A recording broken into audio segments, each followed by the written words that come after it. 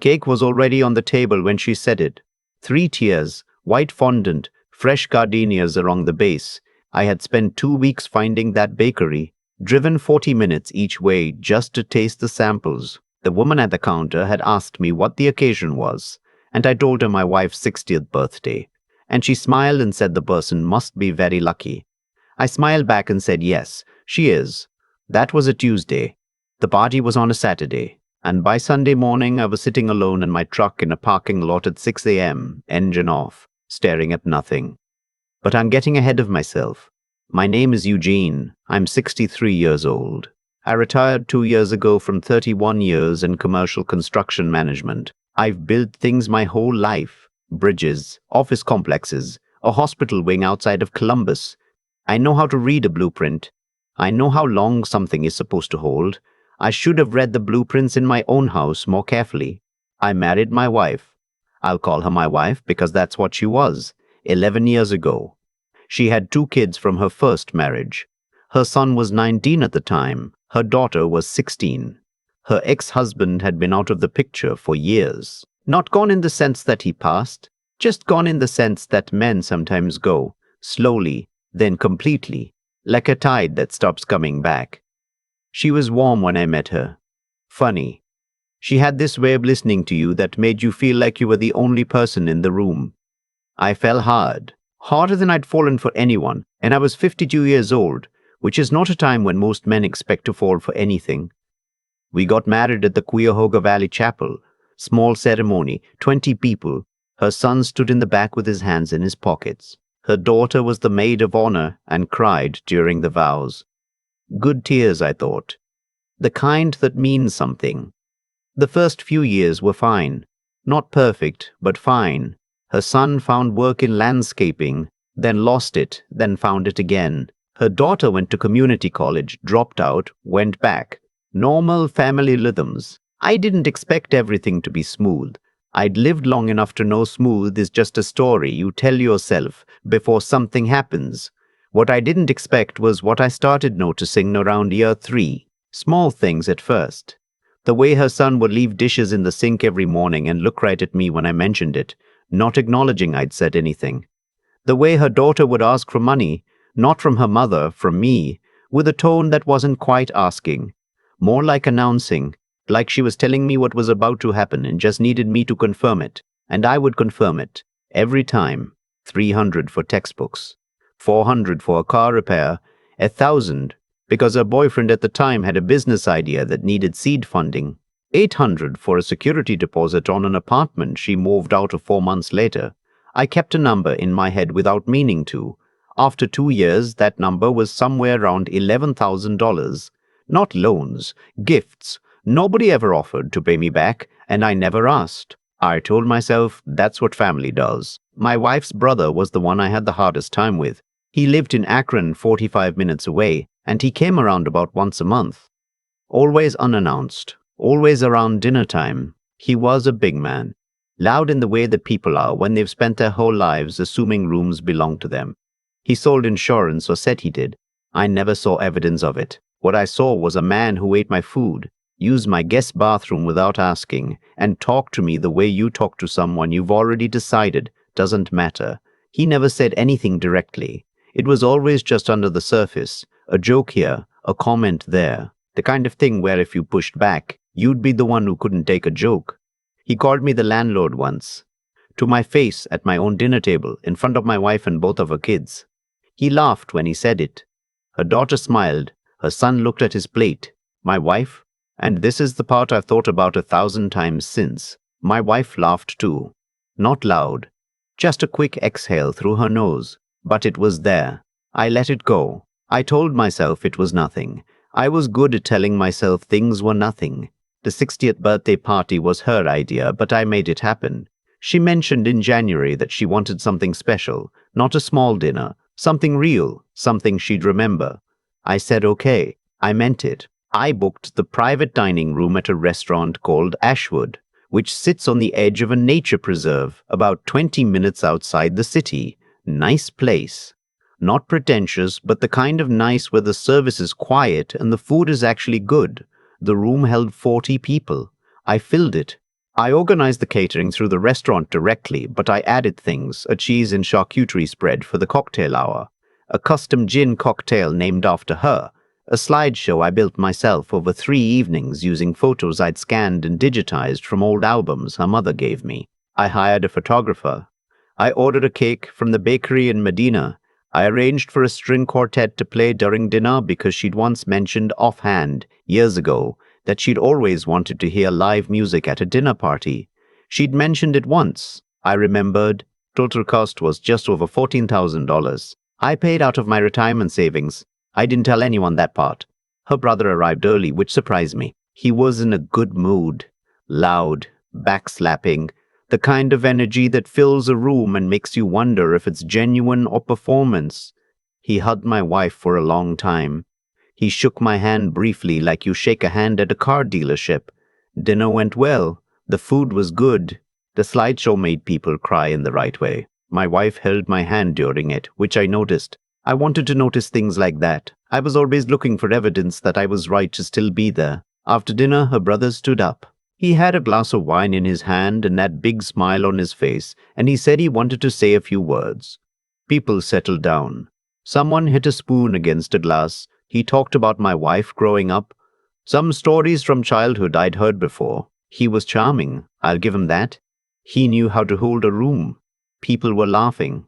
She was laughing. Then he said, and of course, we couldn't do any of this without her amazing kids and her wonderful friends. And he paused, tilted his glass in my direction with a little smile, and her, silent investor.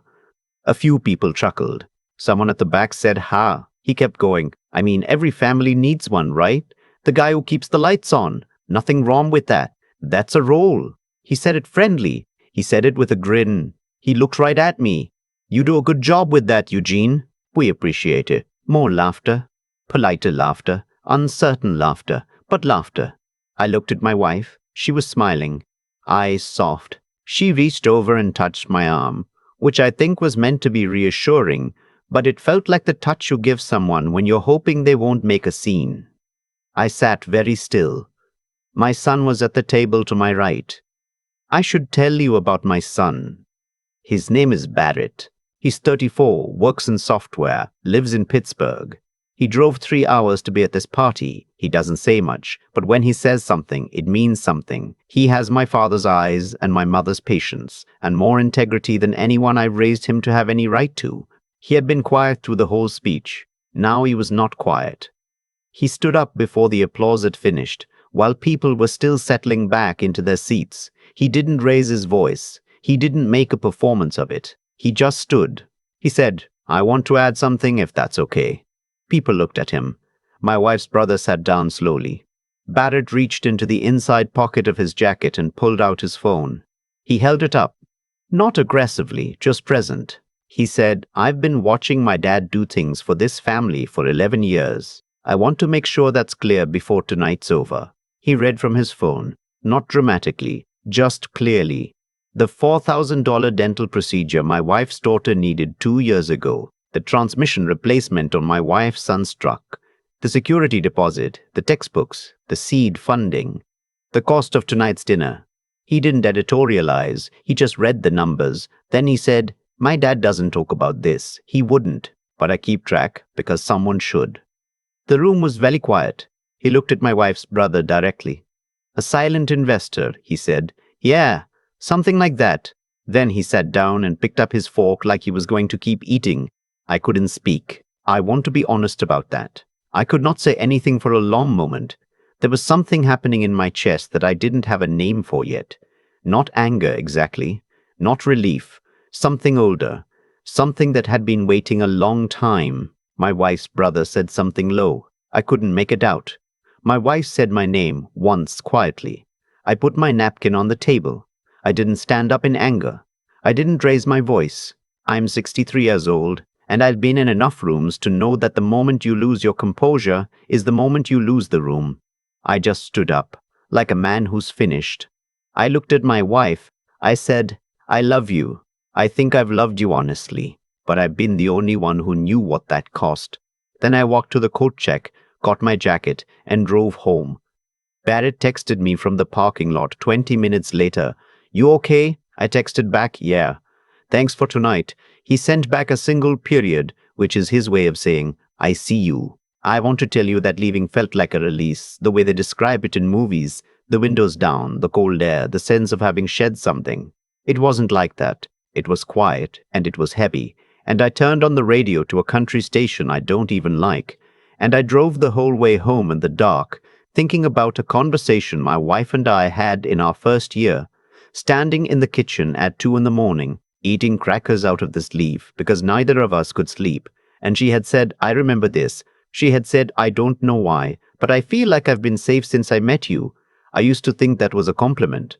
I spent that Sunday making phone calls I didn't want to make. My attorney, my financial advisor, a therapist I'd seen briefly after my first marriage ended, who still had the same number.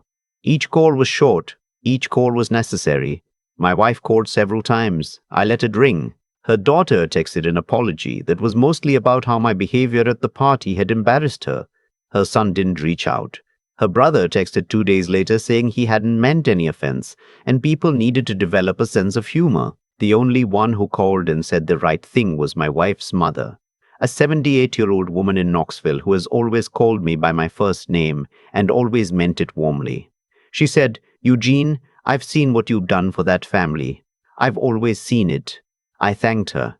I meant it. The divorce took 7 months. It was not pleasant, but it was clean, which is the best you can hope for. We didn't have shared children. The house was mine before we married. The attorneys did what attorneys do. The hardest part was not the legal process. The hardest part was the ordinary things, coming home to a house that had all the furniture and none of the life. The coffee maker was still on her side of the counter. Her reading glasses were still on the nightstand. I boxed things up slowly, over weeks, the way you do when you're not quite ready to admit something is finished. Barrett drove over one weekend in the fall and helped me paint a living room a different color. We didn't talk much. We put on baseball and painted and ate sandwiches, and he stayed the night and left the next morning. That was more than enough. I go to a men's group now.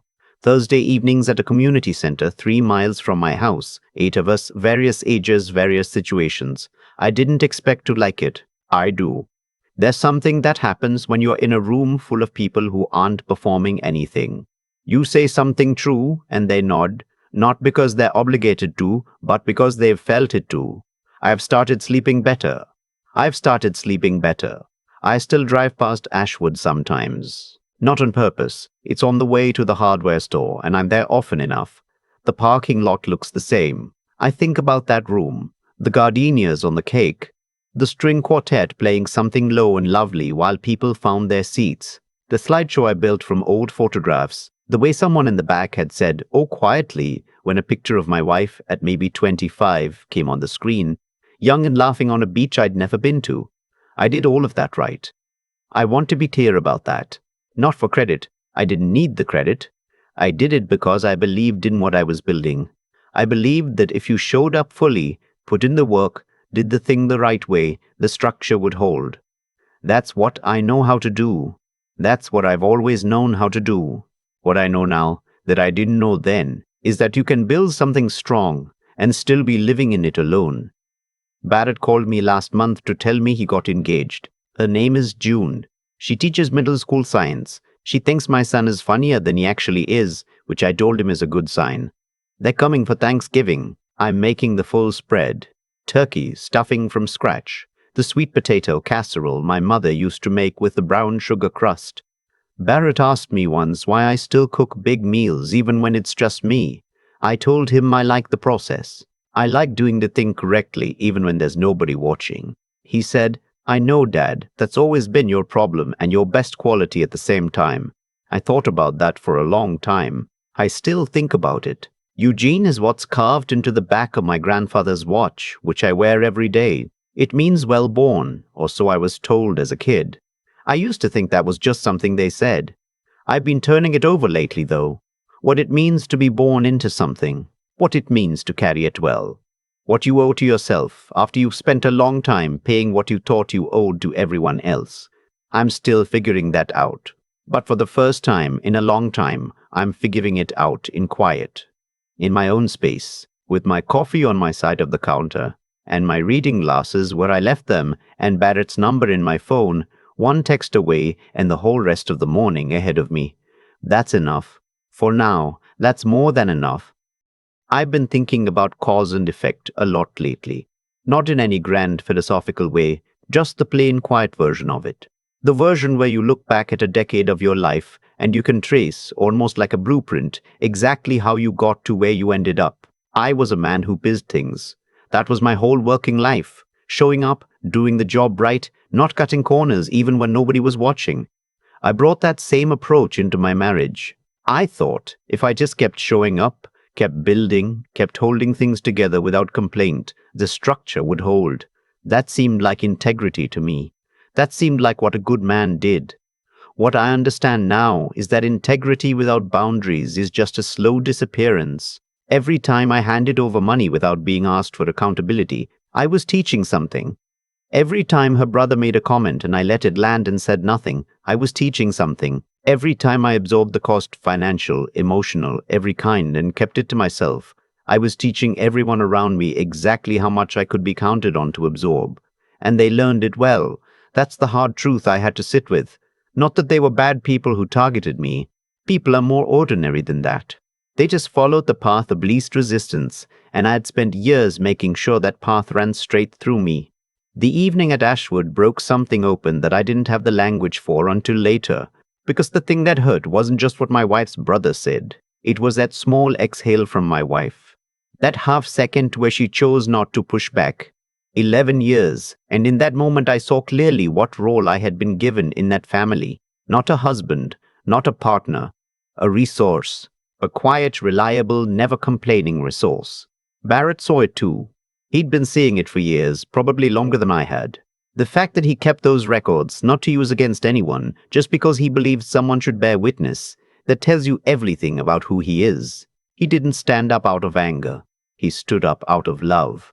The kind that doesn't let you disappear without at least naming what's happening. There's something in that worth holding on to. The people who really see you don't always say it. Sometimes they just quietly pay attention, and when it matters, they stand. What I've learned about intelligence isn't the kind you measure in grades or career success. It's the kind that lets you read a situation honestly, even when you're inside it. Even when you're inside it, that kind of clarity is hard to come by, and I spent a long time not exercising it.